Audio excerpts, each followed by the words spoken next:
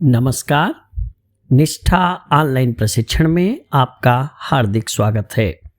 आज इस सत्र में हम शिक्षा में नई पहलें एक परिचय के बारे में समझ विकसित करेंगे।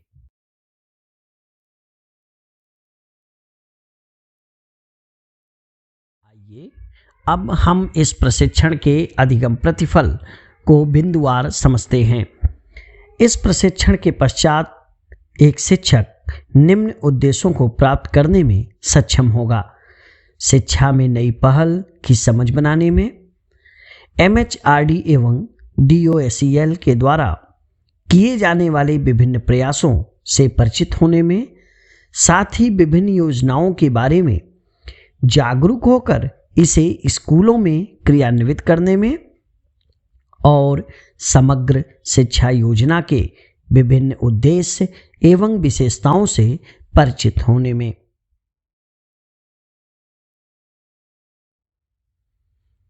आइए अब हम यह समझते हैं कि इस मॉड्यूल या इस प्रशिक्षण की आवश्यकता क्यों है। हम जानते हैं शिक्षा मानव संसाधन विकास का मूल है, जड़ है, जो किसी भी देश की सामाजिक आर्थिक बनावट को संतुलित करने में सबसे अहम भूमिका निभाती है। इतना ही नहीं, एक अच्छा नागरिक बनने के लिए, बेहतर गुणवत्तापूर्ण जीवन व्यतीत करने के लिए बच्चों का चहुमुखी विकास बेहद आवश्यक है और इसे सिर्फ एक शिक्षा की मजबूत नींव ही प्रदान कर सकती है। इस उद्देश्य को लेकर मानव संसाधन विकास मंत्रालय MHRD और स्कूली शिक्षा एवं साक्षरता विभाग यानी DOSEL के द्वारा सार्वभौमिक शिक्षा यानी UEE तथा इसकी गुणवत्ता में सुधार ही इस मॉड्यूल में रखा गया है, जिससे शिक्षक इनके बारे में परिचित हो सके। जैसा कि हम जानते हैं, 1976 के संवैधानिक संशोधन के द्वारा शिक्षा को समवर्ती सूची में शामिल कर दिया गया। उसके बाद भी केंद्र सरकार पूरे देश में शिक्षा के एक चरित्र तथा गुणवत्ता और मानक को बनाए रखने के लिए प्राथमिक शिक्षा के सार्वभौमिकरण यानी UEE और माध्यमिक शिक्षा को बढ़ावा देने के लिए बहुत सारी केंद्र प्रायोजित योजनाओं को संचालित कर रही है। यानी ये योजनाएं केंद्र के द्वारा पूरे देश भर में चलाई जाती हैं। हम अब ये समझते हैं कि केंद्र द्वारा प्रायोजित योजना यानी CSS क्या है। CSS वह योजना है जो राज्य या संघ राज्य यूनियन टेरिटरी के सरकारों द्वारा क्रियान्वित की जाती है, लेकिन इसका वित्त पोषण मुख्य रूप से केंद्र सरकार द्वारा किया जाता है और उसमें राज्य सरकार की भागीदारी भी होती है। जैसे अपने उत्तर प्रदेश में यह भागीदारी 60 और 40 के अनुपात में है। साथ ही हम यह भी समझने का प्रयास करते हैं कि ये जो केंद्र प्रायोजित योजनाएं यानी CSS है, इसका उद्देश्य क्या है। CSS का मुख्य उद्देश्य गुणवत्तापूर्ण विद्यालय शिक्षा के साथ उनकी पहुंच बनाना, जिससे भारत के हर एक केंद्र पर विद्यालय भी पहुंचे और उन विद्यालयों की जो शिक्षा हो वो गुणवत्तापूर्ण हो। वंचित समूह, कमजोर वर्ग के लोग भी जुड़े और उनके बीच एक साम्यता बढ़े, ऐसा भी CSS का उद्देश्य होता है। और शिक्षा में गुणवत्ता कैसे लाई जाए, कैसे ये सुधार किया जाए, यह CSS का उद्देश्य होता है। जैसे उदाहरण के लिए वर्तमान में समग्र शिक्षा योजना इसका एक सबसे अच्छा उदाहरण है। समग्र शिक्षा योजना के प्रतिफल को प्राप्त करने के लिए MHRD के द्वारा कुछ नए प्रयास भी किए जा रहे हैं, जिनके कुछ उदाहरण हैं जैसे कि PGI यानी प्रदर्शन ग्रेड इंडेक्स, UDAS+, विद्यालय ऑडिट यानी शगनोत्सव और राष्ट्रीय उपलब्धि सर्वेक्षण यानी NAS के द्वारा ये प्रयास किया जा रहा है कि जो समग्र शिक्षा योजना है ये कैसे साकार रूप में परिवर्तित हो सके। अब हम ये समझने की कोशिश करते हैं कि समग्र शिक्षा योजना क्या है। ये योजना विद्यालयी शिक्षा की एक समेकित योजना है, अर्थात ये सर्वसमावेशी कार्यक्रम है जिसमें हर एक घटक और बिंदु और उनकी कार्य योजनाओं का ये सम्मिलित रूप है, जिससे हम बच्चों की गुणवत्ता को उनके अंदर कैसे अधिगम प्रतिफल प्राप्त हो निर्धारित इस पर योजनाएं बनाई गई हैं। इसका विस्तार विद्यालय पूर्व यानी वर्तमान में जिसे हम आंगनबाड़ी कहते हैं से लेकर के 12वीं तक है। इस समग्र शिक्षा योजना में जब हम विद्यालय शब्द बोलते हैं तो इस विद्यालय शब्द की परिकल्पना में विद्यालय पूर्व से लेकर के प्राथमिक, उच्च प्राथमिक, माध्यमिक, उच्चतर माध्यमिक स्तर तक एक सूत्र में एक निरंतरता के रूप में यहां विद्यालय की कल्पना की गई है। यूं अगर हम समझें तो ये जो समग्र शिक्षा योजना है इसमें हमारी पूर्व में संचालित कई योजनाओं को भी शामिल कर दिया गया है। जैसे उदाहरण के लिए सर्व शिक्षा अभियान जो हमारे परिषदीय विद्यालयों में बेसिक एजुकेशन में बहुत ही सफल रहा, सर्व शिक्षा अभियान भी इसमें सम्मिलित है। राष्ट्रीय माध्यमिक शिक्षा अभियान RMSA भी इसमें सम्मिलित है और साथ ही शिक्षकों को प्रशिक्षित किया जाना जो शिक्षक शिक्षा का संदर्भ है वह भी इस समग्र शिक्षा योजना में सम्मिलित है। अब हम ये समझते हैं कि ये जो हमारी समग्र शिक्षा योजना है इसके प्रमुख उद्देश्य क्या है।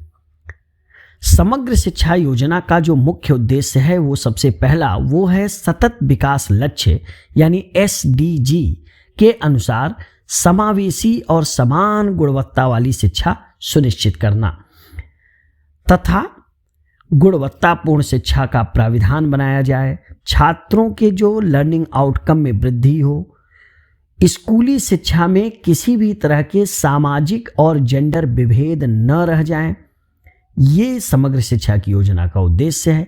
साथ ही स्कूली शिक्षा के प्राविधानों में न्यूनतम सुनिश्चित हो इसकी भी देखरेख करना है, शिक्षा के विकास को बढ़ावा देना है और जैसा कि हम जानते हैं बेहतर शिक्षण के लिए शिक्षकों का बेस्ट ट्रेंड होना यानी सबसे सर्वोत्तम प्रशिक्षित होना भी आवश्यक है।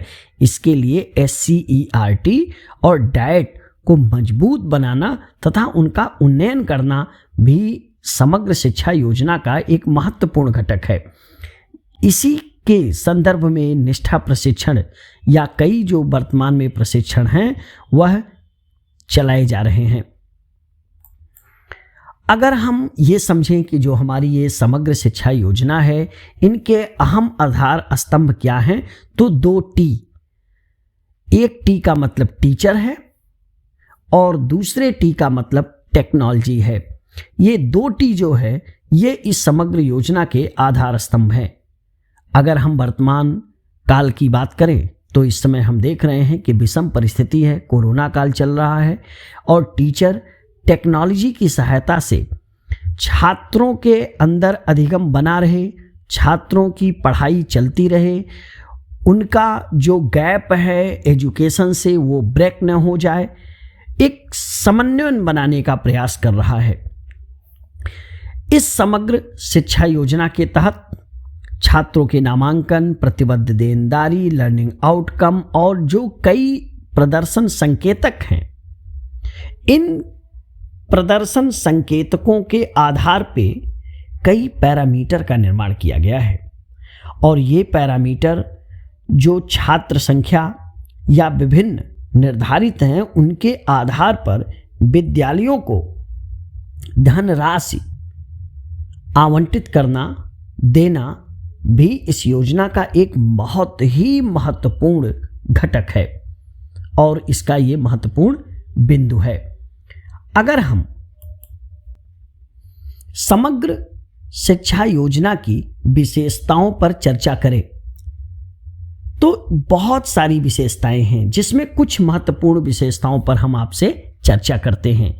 सबसे पहला, उन सुदूर क्षेत्रों में, पहाड़ी क्षेत्रों में, आदिवासी इलाकों में या जहां विद्यालय की उपलब्धता नहीं हो पा रही है, ऐसे क्षेत्रों में आवासीय विद्यालयों और छात्रावासों की स्थापना, जिससे शिक्षा का सार्वभौमिकरण, सुलभ और गुणवत्ता सभी निर्धारित हों, इसकी एक विशेषता है।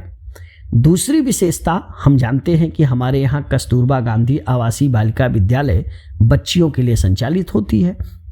वर्तमान में ये कक्षा 6 से लेकर के कक्षा 8 तक के बच्चियों के लिए उपलब्ध है। सरकार की योजना है इस समग्र शिक्षा योजना के तहत कि वह कस्तूरबा 6 से 8 से उच्चीकृत करके 6 से 12 तक की कक्षा के लिए बना दिया जाए। यह भी इसकी एक विशेषता है। साथ ही हम जानते हैं कि खेल बच्चों का मानसिक, शारीरिक, बौद्धिक, टीम भावना और जो है कहते हैं ना मल्टी डायमेंशनल डेवलपमेंट के लिए गेम एक बहुत इंपॉर्टेंट रोल प्ले करता है। इसके लिए समग्र शिक्षा योजना में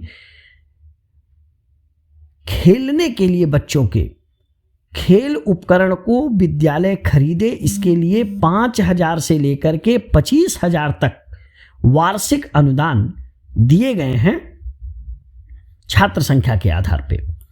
साथ ही जो चाइल्ड विथ स्पेशल नीड यानी दिव्यांग बच्चों के लिए 12वीं तक 3,500 रुपये का सहयोग देना है इस योजना में।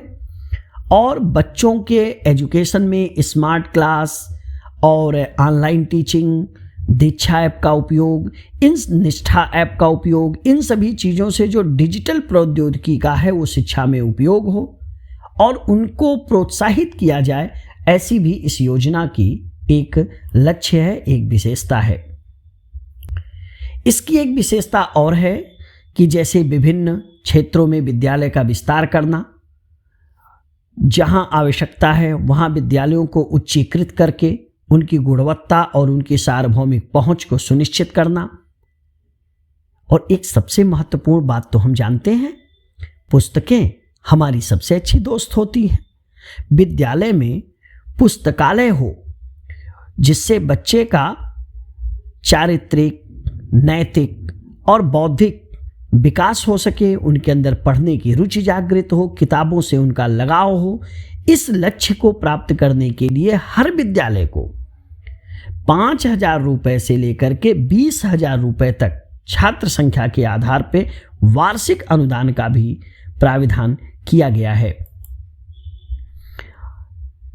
अभी हमने जैसा कि आपसे बात किया कि शिक्षकों को प्रशिक्षण देना भी इस योजना का एक महत्वपूर्ण बिंदु है, जिससे एक प्रशिक्षित शिक्षक बच्चों के लिए सबसे ज़्यादा लाभकारी साबित होता है। और विद्यालय में आवश्यकतानुसार नामांकन के आधार पे कंपोजिट ग्रांट यानी समग्र स्कूल अनुदान 25,000 से लेकर के 1 लाख तक निर्धारित किया गया है, जो विद्यालय परिवार अपनी आवश्यकता अनुसार, विद्यालय की आवश्यकता अनुसार एक विद्यालय को बेहतर शैक्षणिक केंद्र के रूप में विकसित करने में लगा सकता है। यानी ये सारी योजनाएं, ये सारे प्रकार, ये प्रयास सिर्फ इसीलिए हैं कि हम ये नई पहल जो की गई है, जिससे बच्चों का जो अधिगम है, बच्चों का जो विकास है, शैक्षणिक विकास है, उसे हम आसानी से प्राप्त कर सकें।